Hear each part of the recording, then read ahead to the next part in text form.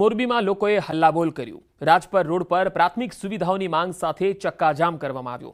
ધર્મલાભ સોસાયટીના રહેવાસીઓએ ચક્કાજામ કર્યો। અનેક રજૂઆતો છતાં નિરાકરણ ન આવતા અંતે સ્થાનિકોએ આંદોલનનો માર્ગ અપનાવ્યો। રજૂઆતો કરીને થાકેલા મોરબીના લોકો હવે આંદોલનના માર્ગે છે। તો બે અલગ અલગ તસવીરોમાં તમે જોઈ શકો છો, મોરબીમાં લોકો હલ્લાબોલ કરી રહ્યા છે। પ્રાથમિક સુવિધા અહીંયા નથી મળી રહી અને ચક્કાજામ આખરે કરવામાં આવ્યો।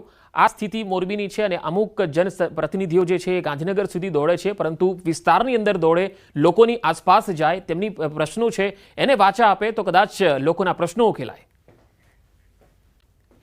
તાપીમાં સાવરી ફળિયાને જોડતો કોઝવે ધોવાઈ ગયો। ડોલવણ તાલુકાના લોકોને ભારે હાલાકી પડી। પૂરના પાણીથી કોઝવે ધોવાઈ ગયો। કોઝવે સંપૂર્ણપણે ધોવાયો છે, છતાં તંત્ર નિંદ્રાધીન છે। લોકલ ખાડીમાં દર ચોમાસે અહીં પૂરના પાણીથી કોઝવે પાણીમાં ગરકાવ થતો હોય ઊંચો પુલ બનાવવાની સ્થાનિકોની માંગ છે। ડાંગ જિલ્લાના ભેંસકાથરી ગામને અડીને આવેલું છે ડોલવણ તાલુકાનું આ કેલવણ ગામ। તાપીના ડોલવણ તાલુકાના કેલવણ ગામે એક કોઝવે જે દર ચોમાસે ધોવાઈ જતો હોય છે। તંત્ર દ્વારા આ કોઝવે પર દર વર્ષે મરામત કરવામાં આવતી હોય છે।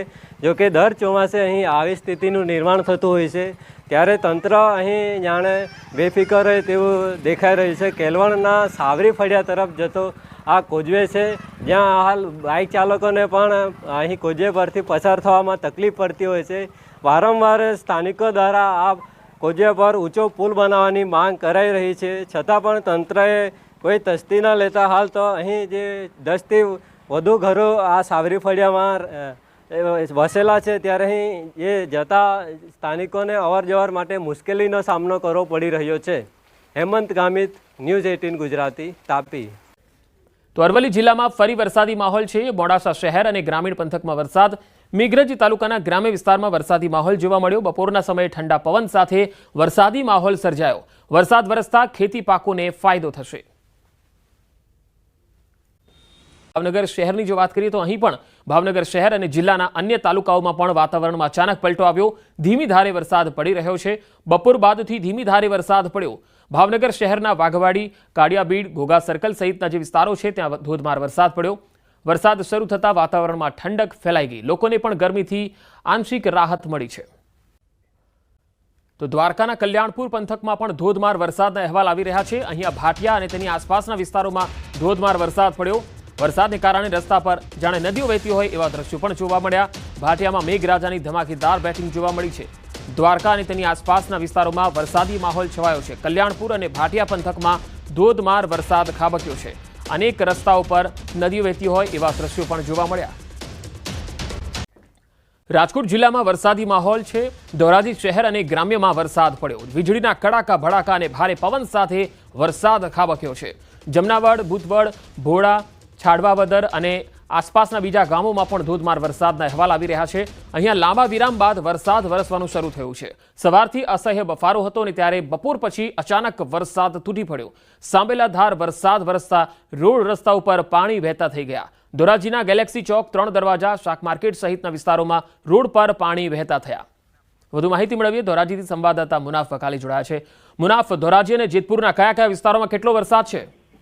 ચોક્કસ પંકજ, બિલકુલ વિરામ બાદ જે રીતે લોકો ઉકળાટમાં તડપડી રહ્યા તેને લઈને આજ બપોર બાદ ધોરાજી શહેરના અંદરમાં ગ્રામ્ય પંથક અને શહેરમાં ધોધમાર જે વરસાદ વરસ્યો હતો તેને લઈને જમનાવર, પીપરિયા, ભોરા, ચાડવાવદર સહિત ગામોમાં જે લાંબા સમયથી વિરામ હતો તેને લઈને વરસાદ થતા ખેડૂતો અંદરમાં ખુશીનો માહોલ જોવા મળ્યો હતો। સવારથી અસમય બફારો હતો, બપોર બાદ જે વરસ્યો ધોધમાર વરસાદ તે રોડ ટુ રોડ રસ્તાઓ પાણી થઈ ગયા હતા। ધોરાજીના ગેલેક્સી ચોક, 3 દરવાજા, શાક માર્કેટ વિસ્તારો રોડમાં પાણી વહેતા થયા હતા અને વીજળી કડાકા ભડાકા સાથે ભારે પવન સાથે જે વરસાદ થતા ખેડૂતો અંદર ખુશીનો માહોલ પંકજ જોવા મળ્યો હતો।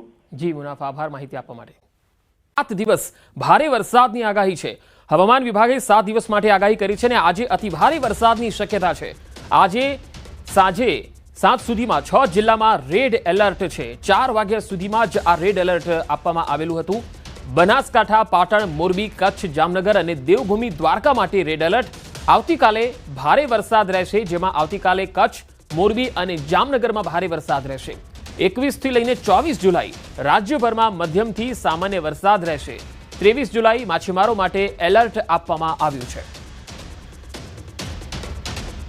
आने वाले 7 दिनों के लिए जो गुजराती स्टेट के लिए फोरकास्ट है उसमें हम डे 1 की बात करेंगे तो आज के लिए गुजरात रीजन और सौराष्ट्र और कच्छ रीजन के लिए वेरी हेवी रेनफॉल की वार्निंग और साथ में ऑरेंज अलर्ट जारी है।